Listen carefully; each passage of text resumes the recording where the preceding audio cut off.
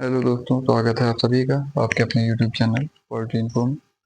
दोस्तों, आज की वीडियो में हम बात करेंगे कि दाने की मशीन कैसे काम करती है और दाने की मशीन होने के बाद भी प्राइवेट पोल्ट्री फार्मर क्यों नुकसान खा रहा है, क्या वजह है इसकी। और सबसे बड़ी बात कि लोगों जो और भी प्राइवेट फार्मर हैं जो सोचते हैं कि हम 5,000 प्राइवेट मुर्गी पाल लेंगे, अगर दाने की मशीन खुद होगी तो हम लोग अच्छा प्रॉफिट कमा लेंगे। तो उनके लिए आज का वीडियो बहुत ही खास होने वाला है। उनके बहुत ही खतरनाक सवालों का जवाब आज मिल जाएगा। आज वो समझ जाएंगे कि प्राइवेट फार्मिंग में क्या रिस्क है और किस वजह से रिस्क है। तो आज हम लोग जो बात करेंगे एकदम पॉइंट टू पॉइंट करेंगे दोस्तों। लेकिन उससे पहले हम लोग चलते हैं अपने दाने वाली मशीन से के पास, क्योंकि सबसे बड़ा सवाल लोगों के पास यही होता है कि हम लोग एक हैवी ड्यूटी अगर मशीन होती है अपने पास जो दाना बनाती, बच्चों के मेस वाले दाने बना लेती, तो स्टार्टर से लेकर स्टार्टर तक फिनिशर तक की दाने बनाने के बाद अगर हम लोग के पास ऐसी मशीन होती तो हम लोग पोल्ट्री लाइन में टॉप करते, अच्छा प्रॉफिट कमाते हैं और दाना भी बेच लेते हैं। तो दोस्तों, आज का वीडियो ऐसे ही लोगों के लिए है जो सोचते हैं मशीन से वो अच्छा प्रॉफिट कमा लेंगे। तो चलते हैं मशीन के रिव्यू की तरफ, क्योंकि अपने पास मशीन पहले से रखी है। ये देखिए दोस्तों, ये अपनी मशीन है। ये सबसे पहले आते हैं कंट्रोल पैनल पर। तो अपना कंट्रोल पैनल ये है, ये देख सकते हैं दोस्तों। यहाँ से पूरी मशीन ऑपरेट होती है, ऑपरेट होती है पूरी। यहाँ से बिजली का पूरा मॉनिटर यहीं पर है, अपना एम्पियर वोल्टेज पावर सब है। ये मोटर लगी है दोस्तों, ये देख सकते हैं कि 7-7 किलोवाट की मोटर लगी है दोस्तों।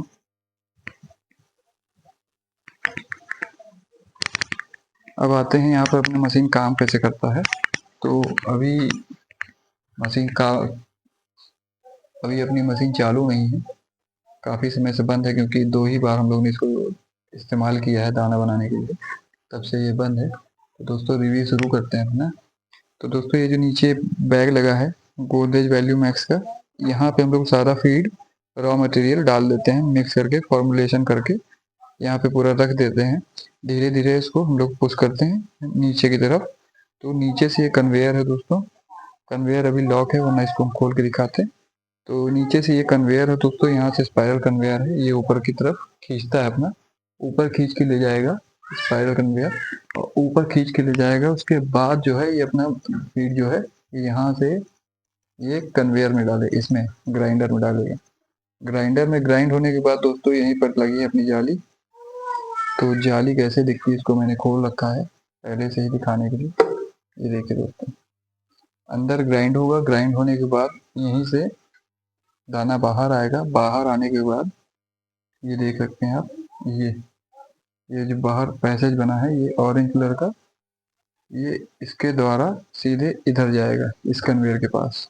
अभी क्योंकि यहाँ पर सब लेबरों ने उल्टा सीधा सामान रख दिया है, तो इस वजह से अभी हम लोग इसकी साफ सफाई नहीं रख पा रहे हैं।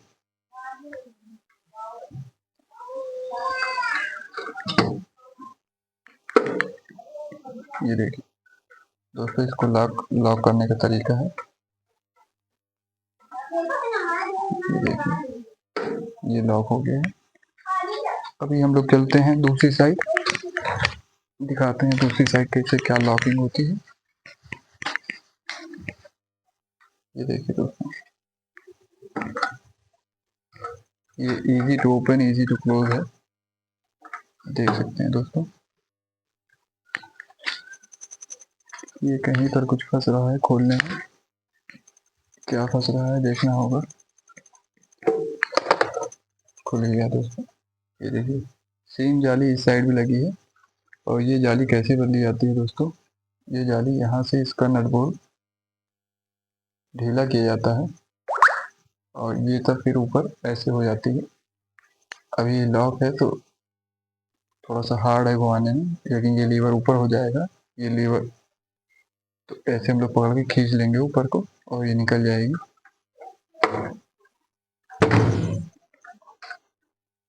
तो ये दोस्तों, यहाँ पर फिल्टर होने के लिए, मतलब दाने के साइज के हिसाब से जाली लगने के बाद अपना जो दाना आएगा यहाँ से, ये यहाँ से दाना होते हुए इसमें जाएगा इसके ऊपर जाने के बाद दोस्तों इसके अंदर मिक्सर है, तो आप लोग सारा फीड अपना सारा फीड इधर से ग्राइंड हो गया, ग्राइंड होके इधर आ गया। इधर आने के बाद जो बच्चे कुछ चांस है मिक्स ना होने के, तो हम लोग सारा दाना इधर डाल देते हैं, प्लस जो भी हम लोग का लिक्विड आइटम है वो इधर ही डाल के हम लोग मिक्स कर देते हैं। मिक्स अभी ओपन करने में दोस्तों यहाँ से हम लोग को रिंच से ओपन करेगा, तो इसको हम लोग यहाँ से नहीं ओपन करेंगे, इसको हम लोग दिखाते हैं। ये यहाँ से हम लोग का सारा दाना जब इसमें आ जाएगा तो हम लोग इसमें इजीली आप देख सकते हैं अंदर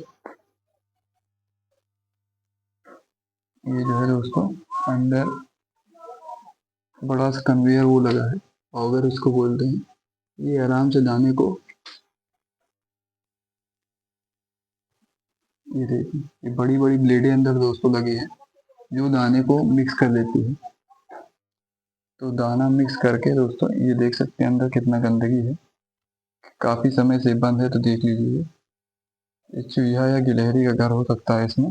तो जब भी चालू करेंगे हम लोग ध्यान देंगे कि किसी भी नुकसान ना हो पाए। दोस्तों ये रहा, ये था मशीन। तो अब हम लोग आएंगे अपने टॉपिक। तो अभी यहाँ निकलते हैं क्योंकि गर्मी ज़्यादा है। अब हम लोग चलते हैं अपने फार्म की तरफ। देख सकते हैं आप ये गोदाम है अपना, और गोदाम में जो दोस्तों रॉ मटेरियल रखने का एरिया था, वो जितना भी रॉ मटेरियल रखने का एरिया था वो ये है, जहाँ पे अपने फार्म का सामान रखा है। ये देख सकते हैं ये रॉ मटेरियल रखने का सामान एरिया था। बैग में जैसे ही आता है बैग में वैसे यहाँ पे स्टोर करने का वो था, लेकिन चूहा गिलहरी ये सबसे काफ़ी ज़्यादा नुकसान होता था। और ये दोस्तों जो एरिया है सामने का, यहाँ पे जो माल तैयार होता था उसको रखने का वो था। इस पर्पज से हम लोग ने बनाया था, लेकिन कभी इस्तेमाल में नहीं हुआ, तो ये एज ए स्टोर काम आ रहा है। अब चलते हैं दोस्तों अपने फार्म की तरफ। ये दोस्तों रहा अपना फार्म। फार्म से पहले दोस्तों दिखा दें आपको जनरेटर, ये रखा है जनरेटर। ये जब से आया है 2 ही बार इस्तेमाल हुआ है, 25 kVA का है और ये पैक रखा है।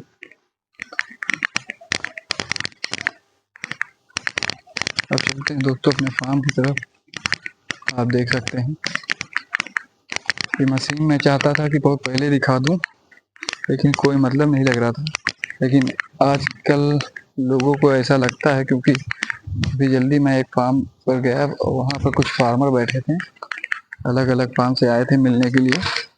तो उन सब के मुंह से ऐसी बातें सुनी कि लगा कि उन लोग मशीन को ही सब कुछ मान रहे हैं कि मशीन होती तो ये होता। तो उन लोगों के लिए ही आज का वीडियो होने वाला है, क्योंकि दोस्तों बहुत जल्दी लोग दूसरे के बहकावों में आ जाते हैं। और तो दोस्तों टॉपिक वाइज बात करेंगे कि दाना वाली मशीन हम लोग ने क्यों नहीं चालू कर रखी है।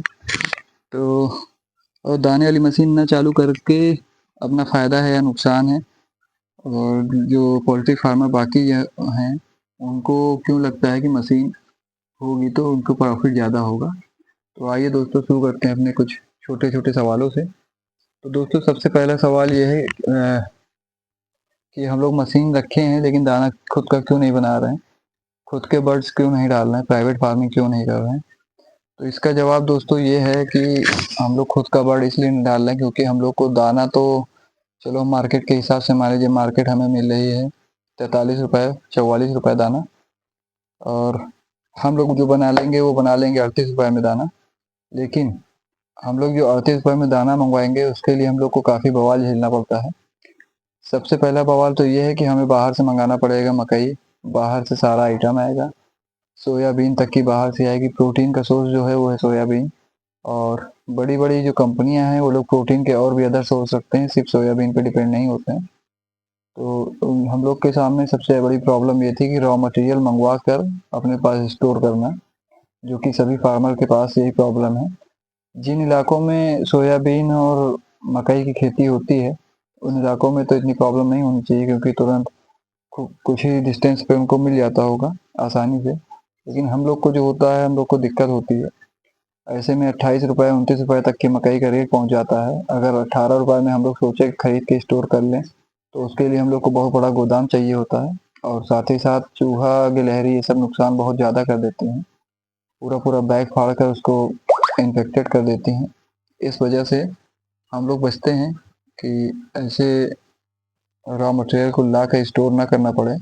और स्टोर करने के बाद भी जब हम लोग का प्रॉफिट उतना नहीं बन रहा, मतलब उतना कॉस्टिंग कम नहीं आ रही है, तो दाना बनाने में क्यों हम लोग इतना फंसे। क्योंकि दिमाग पर भी काफ़ी लोड रहता है दोस्तों, और एफर्ट्स तो रहती है, भाग दौड़ भी अच्छी खासी हो जाती है।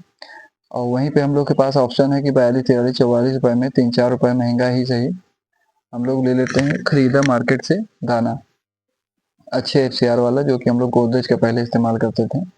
अभी आपने वहाँ मशीन के पास देखा होगा गोदरेज वैल्यू मैक्स के, तो हम लोग वही इस्तेमाल करते थे। अब जब दाने की बात आ गई है, तो हम लोग दाना बनाने के बाद भी जो चिक्स खरीदते थे, वो हम लोग को अक्सर महंगा पड़ता था। क्योंकि दोस्तों पोल्ट्री लाइन में सबसे ज़्यादा मैटर जो करता है वो दाना नहीं है दोस्तों, फिर से बोल देता हूँ। पोल्ट्री लाइन में सबसे ज़्यादा जो मायने रखता है वो है चिक्स का रेट। अच्छे चिक्स का रेट जो लोकल हैचरी होती है उनसे नहीं, जो बढ़िया कंपनी होती हैं उनसे बात कर रहे हैं। कि जो जैसे वेंकीज है, आईबी है, सुगना है, ये सब। सुगना का तो खैर नहीं है उतना, स्काईलार्क है, ये सब के बर्ड्स जो हैं, फिनिक्स है, सबसे महंगा दोस्तों बच्चा जो है फिनिक्स का आता है। तो इन सब के चिक्स खरीदने में हम लोग मार्केट को तो गिरने का वेट करते हैं। और सबसे बुरी बात यह है कि जब मार्केट गिरती है, मान लीजिए आपकी मार्केट 30 रुपए के अंदर आ गई, तो सभी प्राइवेट फार्मर एकदम से जाग उठते हैं कि चलो चलो पाला जाए, 30 रुपए में बच्चा है, पाल के बड़ा कर लेंगे, और रेट आएगा तो बेच लेंगे। तो उनका कॉमन सेंस थोड़ा सा नहीं लगा पाते हैं, तो दिक्कत ये आ जाती है फिर कि मान लीजिए अभी तक की जो फार्मिंग चल रही थी, एक इलाके में 1 लाख बर्ड की फार्मिंग चल रही थी। अब जब चिक्स का रेट गिर गया, तो वहीं पर 2 लाख लोग पालने लगे, 2 लाख बच्चे पाले जा रहे हैं। तो फिर जब मार्केट की डिमांड है 1.5 लाख बर्ड, और 2 लाख बच्चे पाले जा रहे हैं, तो आप समझ सकते हैं कि वो जो 50,000 बर्ड एक्स्ट्रा है, उसको बेचने के लिए लोग अपना रेट गिरा देते हैं। और जब रेट गिरने की बारी आती है, तो कंपनी से ज़्यादा रेट कोई नहीं गिरा पाता, क्योंकि कंपनी को जो चिक्स पड़ता है वो 8 रुपए 10 रुपए का पड़ता है, और जो उनको फीड पड़ता है वो पड़ता है उनको 32 33 रुपए का। तो उन लोग की कॉस्टिंग बहुत कम रहती है दोस्तों। और एडमिन कॉस्ट जो आती है, वो तो फार्मर से वसूला जाता है। जो भी कंपनियों का ऑफिस के खर्च जितना भी निकलता है दोस्तों, वो सब एडमिन कॉस्ट से निकाल लेते हैं। आप सोच के देख सकते हैं कि किसी जिले में अगर वो 4 5 लाख बच्चे पलवाते हैं, तो आप अंदाजा लगा सकते हैं कि 2 रुपए से गुणा कर लीजिए। इनकेस हम मान लेते 3 लाख बच्चे एक जिले में पलवा रहे हैं, तो 3 लाख गुणे 2 कर लीजिए आप, 6 लाख रुपए होता है। तो 6 लाख रुपए में तो ऑफिस का रेंट ऐसा ही निकल गया। तो ऑफिस का रेंट और प्लस जो सैलरी होती है वो भी निकल जाता है। तो आराम से कंपनियां कमा लेती हैं। उसके बाद जो दोस्तों बचा रह जाता है फार्मर के पास, प्राइवेट फार्मर के पास, वो है उसकी लागत।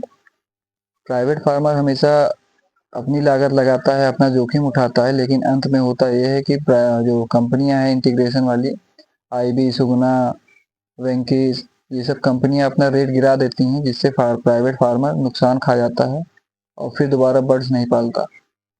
तो ऐसे में हम लोग को चाहिए कि हम लोग बहुत ज़्यादा एफर्ट्स ना करें। एफर्ट्स अगर करना है, कुछ रखना है आपको, तो आप खुद की हैचरी डालने की कोशिश करें, आप खुद का ग्रैंड पेरेंट्स तैयार करने की कोशिश करें। अगर आपने ग्रैंड पेरेंट्स तैयार कर लिया, तो आपका डाटा आपके पास रहेगा, किसी कंपनी के पास नहीं रहेगा। तो किसी कंपनी के पास जब डाटा नहीं रहेगा, तो वो आपको नहीं गिरा पाएगा, क्योंकि उनके पास डाटा ही नहीं रहेगा कि मार्केट में कितना बर्ड पला है। तो जब मार्केट में दोस्तों डाटा नहीं रहेगा कि कितने बर्ड्स मार्केट में पाले जा रहे हैं, तो ऐसी सिचुएशन में कंपनियां भी रेट उतना नहीं गिराती। और अभी जो सिचुएशन है उसमें दोस्तों रेट जो मैनेज होता है वो इसी बेस पे होता है कि प्राइवेट फार्मर ने कितने बर्ड पाले, अदर कंपनी ने कितने बर्ड पाले, क्योंकि सबको मालूम हो जाता है कंपनी की, बड़ी बड़ी कंपनियों को, कि मार्केट में कितने बर्ड्स उतरे हैं। तो दोस्तों सबसे बड़ा सवाल ये आता है कि क्या दाने से हम लोग पोल्ट्री लाइन में ज़िंदा रह सकते हैं? क्या दाना खुद का बनाएंगे तो मुर्गी पालन करके आसानी से हम लोग कमा सकते हैं? तो दोस्तों इसका जवाब है ना। हम लोग दाने की बदौलत हम लोग नहीं जीत सकते मुझे, क्योंकि दाने से हम लोग की लड़ाई दाने से नहीं है, क्योंकि दाने से कंपनी भी कंप्रोमाइज़ नहीं करती।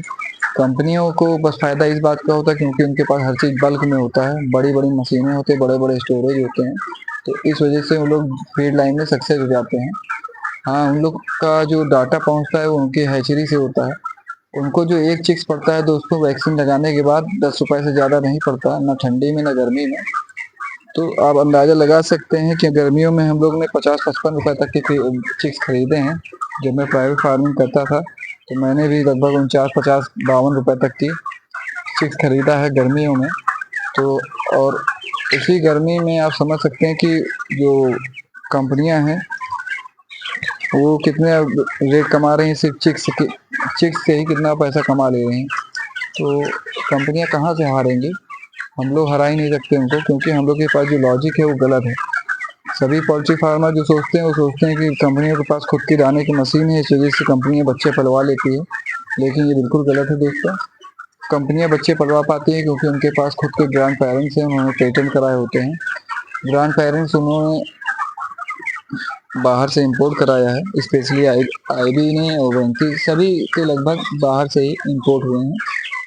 तो इन सब उन लोगों ने पेटेंट करा रखे हैं, मतलब इस ब्रीड का बर्ड कोई और नहीं पाल सकता। तो इस वजह से इन लोग को अच्छा मुनाफा होता है। मुनाफा इस तरह से होता है क्योंकि इनके बर्ड्स लगातार अंडे देते हैं। ग्रैंड पेरेंट जो होते हैं आर्टिफिशियल इंसेमिनेशन के द्वारा इन लोग एग्स लेते हैं, चिक्स लेते हैं और मार्केट में बेचते हैं। अब कभी कभी आप लोग ने सुना होगा कि ये सब कंपनियां बाहर भी प्राइवेट फार्मर को भी चिक्स बेचती हैं। तो ऐसी कंडीशन कब आती है दोस्तों? ऐसी कंडीशन तब आती है जब मार्केट में इनके पास, कंपनियों के पास फार्मर कम होते हैं, फार्म्स कम होते हैं और चिक्स ज़्यादा निकल रहे होते हैं, मतलब अंडे ज़्यादा प्रोडक्शन हो रहा है, चिक्स ज़्यादा हैच हो रहे हैं। तो अब उनको मारने से अच्छा हम लोग समझते हैं कि मार्केट में हम लोग बेच देते हैं तो लॉस नहीं होगा कम से कम। तो इस वजह से दोस्तों कंपनियां जो है बाहर भी अंडे सेल कर देती हैं, चिक्स सेल कर देती हैं। जो लोकल हैचरी से हम लोग चिक्स खरीदते हैं दोस्तों, वो वही चिक्स होते हैं जो ये सब कंपनियां अपने अंडे सेल करती हैं। तो ऐसे में हम लोग को हर तरफ से जो भी पोल्ट्री फार्मर भाई है वो सोचता है कि हम लोग का फ़ायदा हो रहा है, लेकिन ऐसे में हम लोग फंसते हैं। तो सभी पोल्ट्री फार्मर भाई से यही कहेंगे कि अगर आपके पास बजट है तो आप लोग पूरी कोशिश करिए ग्रैंड पेरेंट्स और खुद की हैचरी डालने के लिए। और अगर ये इसमें आप सक्सेस हो जाते हैं, आप कुछ नहीं, आप खाली इस हिसाब से डालें कि आपको हर महीने करीब 2 से 3 हज़ार, 4 हज़ार, 5 हज़ार चिक्स मिलते रहें, तो भी आप कंपटीशन आराम से कर सकते हैं। आप सोच के देखिए, आपको चिक्स पड़ेगा 10 रुपये, 12 रुपये, बहुत ज़्यादा 15 रुपये में पड़ रहा है। आप दाना खिला देते हैं 45 रुपये वाला, तो भी आप मार्केट में आराम से चेज़ कर लेंगे। आपकी कॉस्टिंग 70 के अंदर ही रहने वाली है आराम से, हर हालत में 70 के अंदर ही रहेगी। तो ऐसे में पोल्ट्री फार्मर जितने भी हैं सभी लोगों से यही कहेंगे कि दाने की मशीन पे जोर ना दे दोस्तों। और अगर आपके पास बजट अलाउड कर रहा है तो आप हैचरी डालिए, और हैचरी के साथ साथ अगर ग्रैंड पेरेंट्स पाल सकते हैं तो आप वो भी कर लीजिए। बहुत ज़्यादा नहीं, आप 1000-2000 पाल के देखिए। 1000-2000 में आपको अगर नहीं समझ में आ रहा तो आप इसको सेट कर सकते हैं, आप इसको बंद कर सकते हैं। लेकिन 1000-2000 पालने में अच्छा खासी बजट लगता है, डॉक्टर लगते हैं, सेटअप लगता है, और सबसे ज़्यादा नॉलेज लगती है, वो आपको हायर करनी पड़ेगी। आपको नहीं है तो आप बाहर मार्केट में एक से एक लोग हैं जिन्होंने ये सब की पढ़ाई करी है, आप उनको हायर कर सकते हैं। बस सब कुछ डिपेंड है बजट पे दोस्तों, तो बजट में रह कर ही काम करें। तो दोस्तों आज का वीडियो लंबा हो चुका है, तो वीडियो को एंड करते हैं। और वीडियो के अंत में जाने तक की हम लोग फिर से एक बात यही बताएंगे कि मुर्गी पालन के लिए दाना बनाने की मशीन होना ज़रूरी नहीं है दोस्तों। मुर्गी पालन के लिए सबसे ज़्यादा ज़रूरी चीज़ जो है वो है बच्चा, चिक्स जो है। अगर आपको चिक्स सस्ता मिल रहा है तो आप मार्केट में चेज़ कर सकते हैं, और चिक्स तभी सस्ता मिलता है जब मार्केट में बहुत ज़्यादा बर्ड्स आ रहे हों, तभी चिक्स सस्ता मिलता है। तो ऐसे में जब फार्मर सस्ते चिक्स खरीद के पालने लगता है तो उसका नुकसान होना तय है। कभी भी सस्ते चिक्स देखकर बहुत ज़्यादा बर्ड्स मत पालिए, थोड़ा बहुत पालिए, प्रॉफिट आता है तो ठीक है, क्योंकि ठंडी का मौसम आने वाला है। ठंडी के मौसम में रेट उतना नहीं आएगा और ठंडी में आप लोग ज़्यादा से ज़्यादा बर्ड्स जो खरीद लेते हैं सस्ते की वजह से चिक्स खरीद लेते हैं, ऐसी गलती बिल्कुल ना करें, नुकसान होना तय है। और ठंडियों में बहुत अलर्ट रहें, क्योंकि ब्रूडिंग का खर्चा, ये सब खर्चे मिलाकर हम लोग को प्रॉफिट बहुत कम आने वाला है, चाहे कॉन्ट्रैक्ट फार्मिंग हो चाहे प्राइवेट फार्मिंग हो। ठंडी में जो दिसंबर के बाद जो एक बैच पड़ती है दोस्तों, इसमें प्रॉफिट ये समझ लीजिए खाली 30% प्रॉफिट बचता है दोस्तों, 70% लागत आ जाती है। तो इस मौसम में अगर आपको पालना है तो पालिए, वरना आप कहीं जा के घूम सकते हैं आराम से, नहीं मेंटेनेंस का काम करिए, क्योंकि ब्रूडिंग चार्ज अभी तक कोई कंपनी नहीं दे रही और ब्रूडिंग में बहुत ज़्यादा खर्चा हो जाता है। बुरादा खरीदना, बुखारी खरीदना, हाइड्रोजन चलाना, डीजल बूडा चलाना, तिरपाल खरीदना, सीलिंग बनाना, बहुत ही ज़्यादा मेहनत और बहुत ही ज़्यादा खर्चा है। तो दोस्तों ठंडी में जो बहुत ठंडी होती है दिसंबर और जनवरी की, उसमें अगर हो सके तो आप थोड़ा सा अवॉइड करें, कोई भी चिक्स फार्म पे न डालें, कहीं आराम से आप घूमें फिरें या फैमिली को टाइम दे सकते हैं और ज़्यादा से ज़्यादा आप फार्म को मेंटेन करने पे फोकस करें। तो दोस्तों आज का वीडियो बस इतना ही, उम्मीद है वीडियो आपको पसंद आएगी और वीडियो में थोड़ी बहुत भी जानकारी मिली है दोस्तों तो मेरे चैनल को सब्सक्राइब कर दें और वीडियो को लाइक कर दें। और जो भी पोल्ट्री फार्म है ये सोचता है कि दाना बनाने से मैं सक्सेस हो जाऊंगा, तो ऐसे लोगों को मेरी वीडियो ज़रूर शेयर कर दीजिए, ताकि मुझे भी थोड़ा सा कॉन्फिडेंस मिले नेक्स्ट वीडियो बनाने का।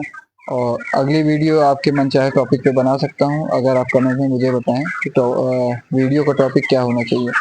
तो दोस्तों आज के वीडियो में बस इतना ही, अब वीडियो अंत है, धन्यवाद।